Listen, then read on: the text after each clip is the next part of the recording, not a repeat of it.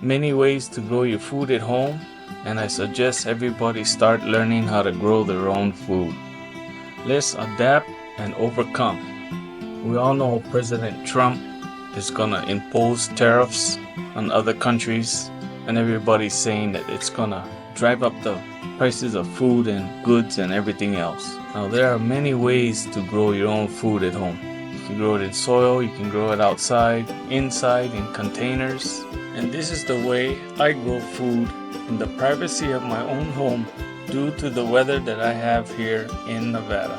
And these are just some of the vegetables that I grew indoors in the privacy of my own home. Now I grow indoors using a technique called hydroponics. It's growing in water, but you can grow any way you feel comfortable.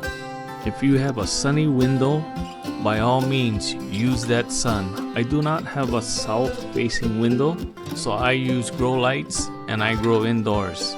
It gets down in the 30s sometimes in Vegas in the winter time, and it gets up to 115 to 120 degrees in the summertime.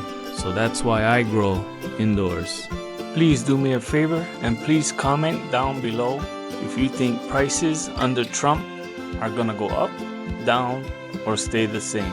With all the craziness going on in the world these days, it wouldn't be a bad idea to learn how to grow your own food in the privacy of your own home or even in your backyard.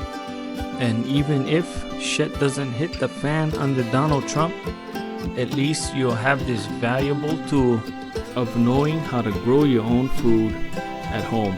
It's also good to know in case of natural disasters, or if you just want to save a little money and eat healthier. All around, it's a no-brainer, folks. Please learn how to grow your own food at home. It also can be a fun project to teach your kids, grandkids, niece, nephew, and friends how to grow their own food. Inspire the younger generation to learn how to grow their own food, because God knows they're gonna need it. Please visit my YouTube channel. I have a lot of growing videos on how to grow your own food at home. Check it out. Oh, and don't forget, cultivate kindness one seed at a time.